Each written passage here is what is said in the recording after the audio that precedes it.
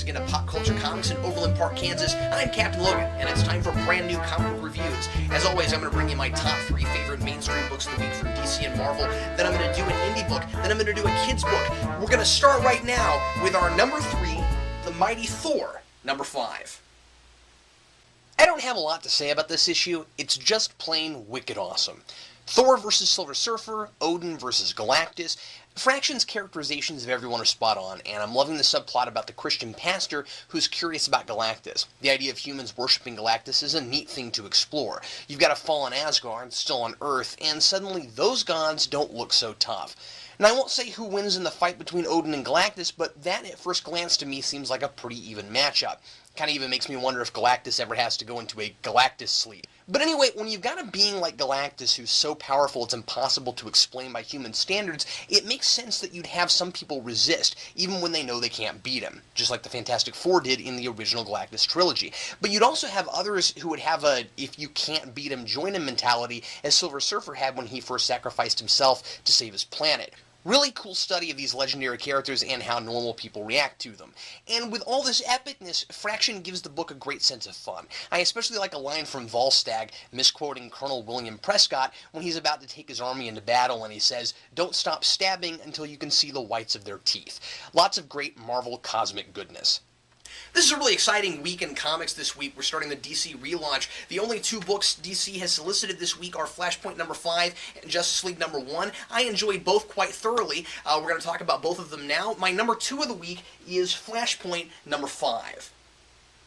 I've said from the beginning that I'm enjoying Flashpoint as I have a lot of other alternate universe stories. Flashpoint for me is fun as one giant Elseworld story. Now whether it's canon or not really doesn't impact me as a reader. I'm far more interested in whether or not it's interesting, entertaining, clever, and shows us possible new sides to old characters. That's what Elseworlds and What If were always for. So it's no surprise to me that at the end of the day, all the character studies we get for alternate and some brand new characters don't have a lot to do with how the Flashpoint universe transforms itself into the new status quo of the DC Relaunch. This series was, as we've known for a while now, a bridging point to get us from the world we knew to the altered one we're about to be reading with the New 52. Some fans will feel cheated by this, but now that it's all said and done, and as quick of a wrap-up as it was, I really don't feel that way. The Flashpoint universe is this strange, surrealistically familiar place that wasn't there for long, but it was fun to explore while it was. Because honestly, would anyone really want this to be DC's new permanent status quo? I mean, it's a nice place to visit, but I wouldn't want to live there.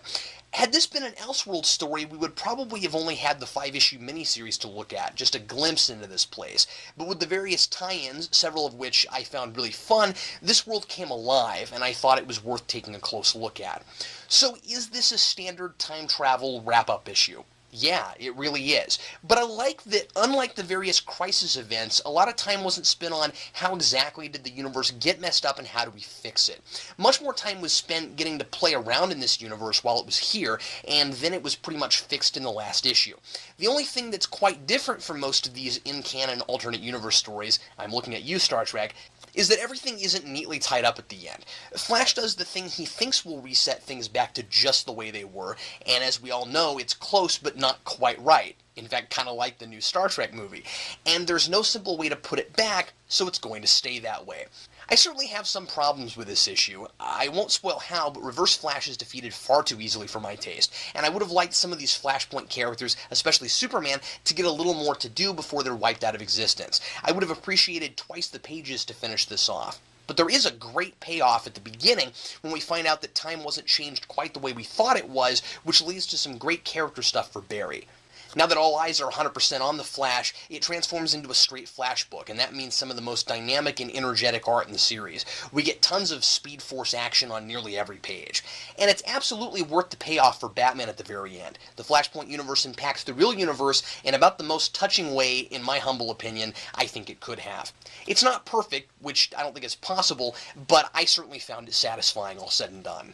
And my number 1 for the week is indeed Justice League number 1. On the first page, we're told these events occur 5 years ago. This story arc will present the new origin of the Justice League, while other books in DC's relaunch will occur in the present, 5 years after superheroes are well established.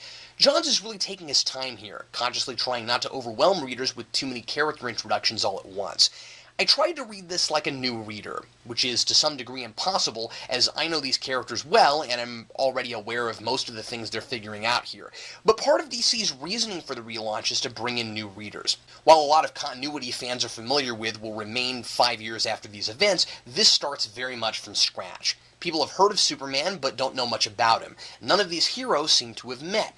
Green Lantern didn't believe Batman was even real prior to meeting him here, and Batman had no idea there was an entire intergalactic corps of Lanterns before this either. Regardless of references comic book readers will understand and appreciate, such as a mention of Darkseid, who may be the upcoming threat, I really don't think you have to know anything whatsoever about these characters to read this book. I doubt it's possible for every single book in the New 52 to be so accommodating to new readers, but this one certainly is. They'll learn about Batman, Green Lantern, Superman, and Victor Stone before he becomes Cyborg, right along with these characters, while the rest of us can enjoy seeing them learning things we already know. And while it's all familiar, it's also strangely fresh. The heroes don't all team up right away to fight a common threat. None of them are sure of the others, and there's a classic fight about to commence at the issue's end that should be fun and potentially unpredictable in a way that it wouldn't have been in the past, as certain characters aren't exactly as we knew them. Jim Lee's art, of course, doesn't disappoint. It's vivid and exciting. While it's written for adults, John certainly gives this book a pretty lighthearted tone, which I appreciate. It has a good sense of humor without taking anyone out of character. I really like the dynamic between Batman and Green Lantern. Like in Miller's All-Star Batman and Robin, Batman doesn't take Green Lantern very seriously, though he at least tries to work with him, while the Lantern doesn't take Batman seriously either, until he realizes that Batman isn't to be taken lightly. And, of course, Batman takes him down a peg moments after they meet. Green Lantern assumes Batman has superpowers, and in the funniest moment of the book, freaks out when he realizes he's, quote, just a guy in a bat costume. This book has a lot to juggle at once. Not only does it have to set up the series, but it has to set up the entire relaunch. A lot is riding on this issue, as I'm sure DC hopes readers will be jazzed by this book enough to try other titles. If they hate this launch book, it may not bode well for the whole strategy of the New 52. And it was very bold of them to release this without any other new relaunch titles to whet our palates for what's to come. I would have appreciated more story in this issue, as it really is mostly setup, though really fun setup. The tone is light and fun, and I think that's potentially the key to attracting new readers.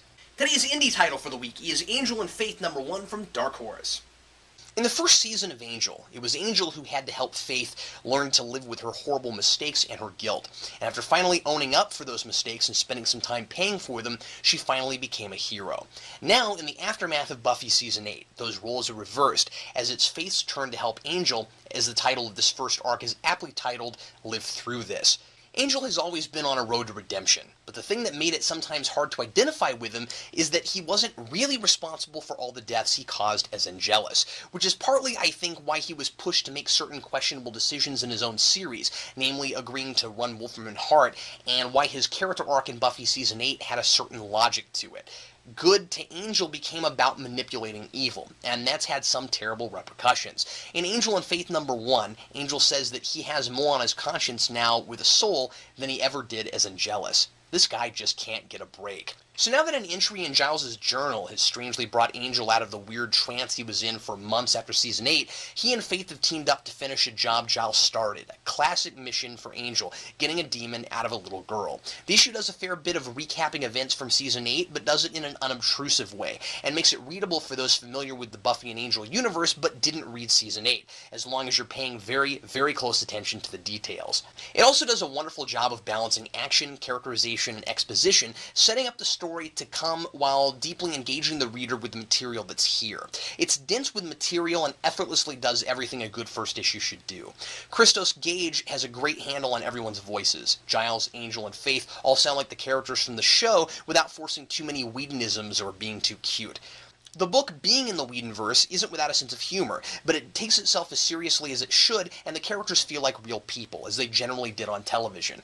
I found the art in some Buffy and Angel comics, both in Dark Horse and IDW, to be somewhat hit and miss, sometimes too cartoony and sometimes too ultra-realistic. Once again, there's a good balance here.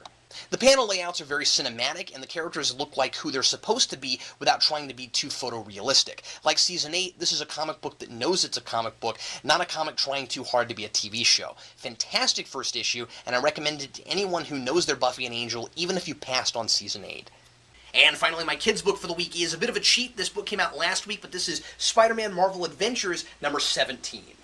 This book, as usual, is a ton of fun. You get 2 stories for your money, both related, in which Spider-Man is attacked by the Sinister Six. In the first, Vulture calls Doc Ock and says Spider-Man put him in jail, which has messed up their plans to pull off a robbery, which required all 6 of them.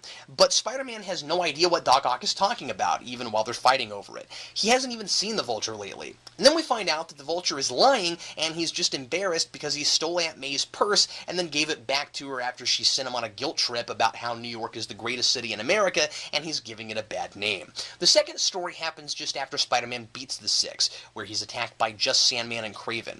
It's pretty much just one big fight, but some of Spider-Man's funniest gags are in this section, especially when he tells Sandman to stop talking so negative all the time, because at least they're outside getting some exercise. He says, "If only I had some lemonade and a box of donuts, this day would be perfect."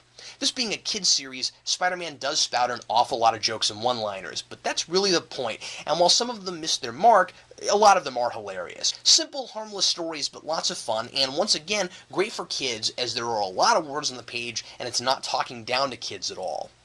And other books that came out this week that I enjoyed, and you might too: Incredible Hulks, number 635. The final issue of Greg Pak's epic Incredible Hulk run. And Amazing Spider-Man, number 668. Part 2 of Spider Island, as Peter has to deal with spider-powered citizens as well as villains, and why is he fighting as Peter Parker. And Sonic the Hedgehog, number 228. Genesis Part 3. Tails joins the party as Sonic and the gang make their way through classic Sonic 2 levels. I also wanted to mention, in case you're unaware, that Justice League number 1 is also available with a digital copy when you buy the print version for just $1 more. It looks like this in the plastic. And if you don't have a comic book store close, don't have a good way to get this, you can always go to popculturecomics.com, sign up for a free account, and click on the digital tab, and this and more are available in digital form.